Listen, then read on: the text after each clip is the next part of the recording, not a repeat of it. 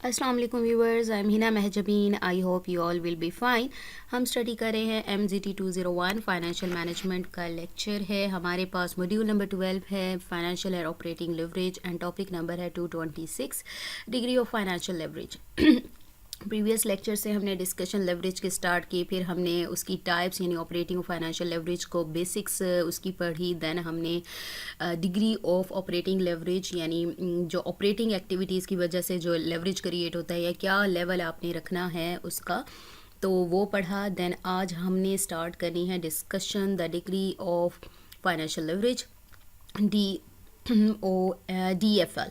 ठीक है, but today's lecture start करने से पहले अगर आप मेरे चैनल पर न्यू हैं देन प्लीज़ मेरे चैनल को सब्सक्राइब कर दें, बेल आइकन को क्लिक करना मत भूलिएगा ताकि upcoming lectures, different assignments, quizzes, papers के नोटिफिकेशंस आप तक पहुंच जाएं।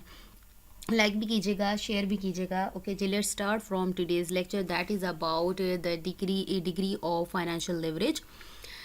Firstly, let's see what is financial leverage. The financial leverage is measured in the same way as DOL, degree of operating leverage. The only thing is that the DFL, and degree of financial leverage, has a different formula than DOL, degree of operating leverage. But again, we have to see that higher level of financial leverage leads to high level of risk.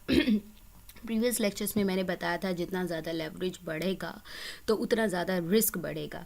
ठीक है, क्योंकि sales वगैरह fixed cost है आपकी। Sales वगैरह जैसे आपकी increase होती हैं तो हर वक्त एक जैसे नहीं रहता आपका प्रॉफिट, तो अप एंड डाउन होता रहता है, तो इसका रिस्क ज़रूर होता है।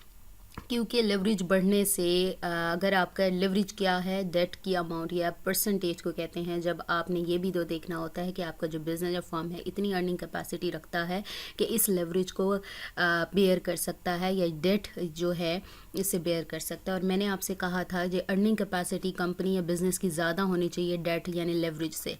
तो क्रिएट तो करते हैं, इंक्रीज़ करने से हमारा प्रॉफिट तो एनहांस होता है लेकिन रिस्क भी होता है। So we need to consider that if DFL, degree of financial leverage, has to be at a certain point when what will be or risk at the level. अगर एक certain point पर अगर मैं देखूँ DFL को तो वहाँ पर हमारा रिस्क क्या होगा। There are 2 points that we need to keep in mind that DFL is the measure of financial leverage, यानी फाइनेंशियल लेवरेज की डिग्री को कहते हैं। यानी फाइनेंशियल लेवरेज क्या है, फाइनेंशियल कॉस्ट की वजह से जो लेवरेज क्रिएट होता है उसे हम फाइनेंशियल लेवरेज कहते हैं।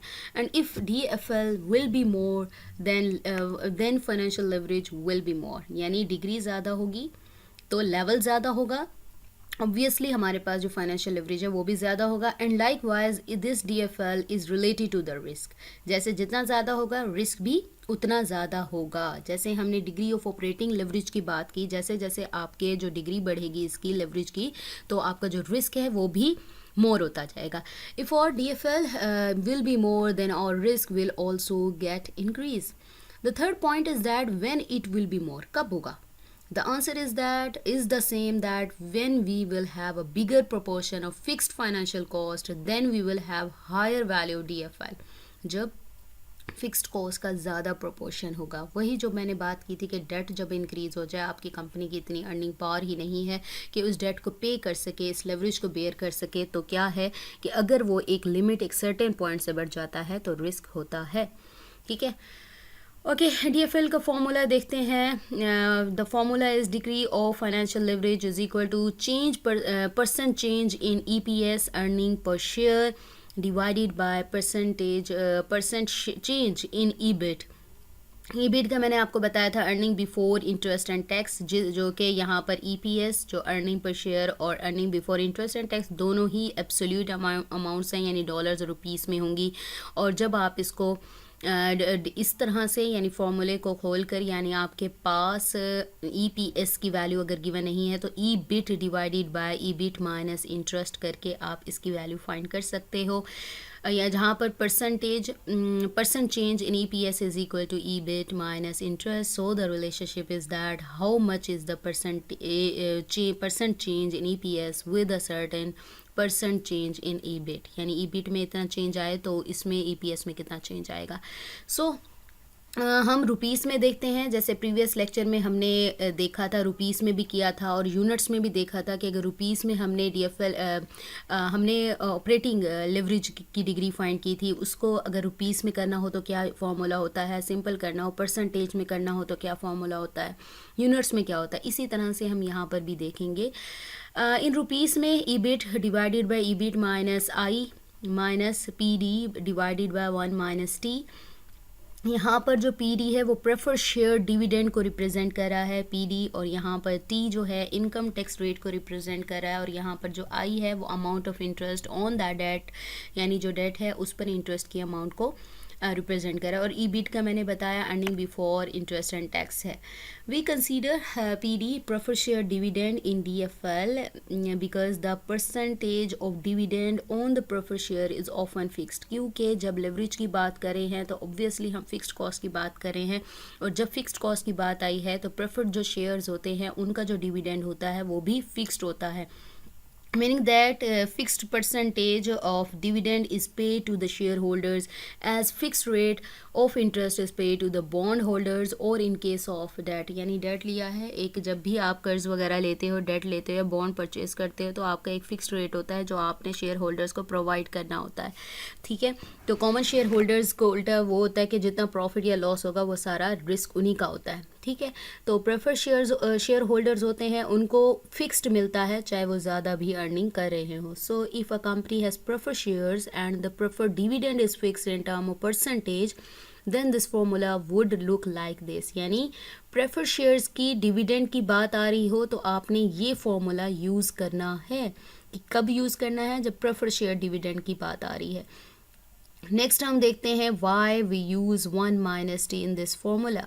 अच्छा, मैं आपको यहाँ दिखा देती हूँ, यहाँ पर हमने 1 माइनस टी, ये जो है आपके पास 1 माइनस टी क्यों यूज़ किया है? अब क्यों यूज़ किया है? The reason is that 1 minus tax rate किया, इनकम टैक्स रेट किया हमने। This is because that the interest is paid from the profit before tax, क्योंकि ईबिट हमने कहा earning before interest and tax, और इंटरेस्ट पेड किया जाता है before tax on which there has not been tax charge on it, अभी charge नहीं किया गया होता। But preferred dividend is paid from profit after tax, यानी बैलेंस नहीं आ रहा, यानी आप जो करते हो इंटरेस्ट पे करते हो प्रॉफिट बिफोर टैक्स, जो टैक्स अभी पे नहीं किया होता आपके पास, जो अर्निंग होती है उसमें से पे करते हो, और जो प्रेफर डिविडेंड है वो आप टैक्सेस वगैरह पे करके, इंटरेस्ट वगैरह पे करके देन आप प्रेफर डिविडेंड जो है वो पे करते हो शेयर होल्डर्स को। That means the amount of prefer dividend if it is to be compared with EBIT has to be brought back to the level where the tax has not been deducted out of it, उस level पर लाना है जहाँ पर tax deduct ना किया हो। तो इस वजह से हम इसे 1 माइनस टी से माइनस करते हैं। When we divide preferred dividend by 1 minus T we get that amount prefer share which is before income tax. ठीक है, बाद वाली और जो पहले वाली, यानी ये क्या है, इंटरेस्ट आई की बात हो रही थी। ठीक है, ये आई भी माइनस किया हमने, तो आई की बात हो रही थी, वो प्रॉफिट पे करने से पहले पे किया जाता है, और जो प्रेफर्ड डिविडेंड है वो आफ्टर टैक्स, यानी टैक्स पे करने के बाद। तो इस चीज़ को बैलेंस करने के लिए हमने क्या किया, इसको 1 माइनस टी से डिवाइड किया। So let's see this formula आपको पता चल गया कब ये फॉर्मूला यूज़ करना है। एक तो प्रेफर शेयर डिविडेंड की बात हो रही हो क्योंकि फिक्स्ड कॉस्ट है, लेट्स, और फिर हमने कहा कि ईबिट की बात हो रही है, तो एक क्या है, टैक्स जो इंटरेस्ट है वो टैक्स पे करने से पहले प्रॉफिट में से निकाला जाता है, और जो प्रेफर डिविडेंड है यानी पीडी जो हमारे पास है वो टैक्स के डिडक्ट करने के बाद प्रॉफिट में से लिया जाता है, तो इसलिए हम इसको 1 माइनस टी से डिवाइड कर रहे हैं। सो लेट्स सी, ईबिट की अगर वैल्यू मेरे पास 500,000 है, प्रीवियस लेक्चर में भी हमने यही ली थी, divided by EBIT 500,000 minus interest की अमाउंट है 200,000 माइनस पीडी यानी प्रेफर डिविडेंड की जो अमाउंट है वो है 100,000 डिवाइडेड बाय 1 माइनस 40% यानी इनकम टैक्स रेट। 40% को आप जब करोगे 100 से डिवाइड यानी डेसिमल में लाओगे तो 40 डिवाइडेड बाई 100 0.4 आई थिंक आएगा। 1 माइनस ये वैल्यू कर देना 0.4 को, जो आंसर आएगा उसको 100,000 डिवाइडेड बाय वो वैल्यू करेंगे, देन इन दोनों को डिवाइड करके माइनस वगैरह करके आंसर निकाल लोगे। Its interpretation is that with the change of 1% in EBIT, 3.75% change will happen in EPS, earning per share. हमने यही पूछना था ना कि कितना चेंज आ रहा है, तो ये चेंज आ रहा है. We can conclude our discussion that DFL, degree of financial leverage, is a measure of financial leverage and it is something which is related to the risk profile of the company. हमने कहा कि risk से भी related है because leverage बढ़ेगा, obviously हमारा जो risk है वो increase होगा. And if we want to increase the degree of financial leverage, we have to increase the amount of debt and so the cost. Debt बढ़ेगा क्योंकि लेवरेज है ही डेट से रिलेटेड और फिक्स्ड कॉस्ट है, तो वो डेट बढ़ेगा ऑब्वियसली हमारी जो कॉस्ट है वो भी बढ़ेगी.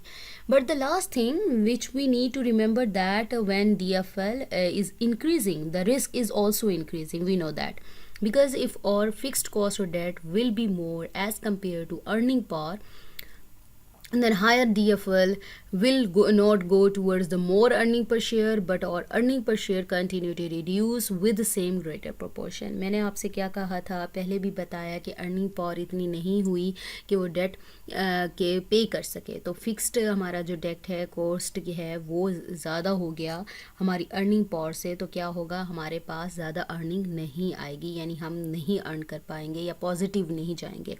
तो इसलिए क्या है, हमने कहा था कि अर्निंग जो पावर है वो ज़्यादा होनी चाहिए हमारे डेट से. So we have completed our today's lecture here. मुझे अपनी दुआ में याद रखिएगा, अपना ख्याल रखिएगा. Take care. अल्लाह हाफिज़.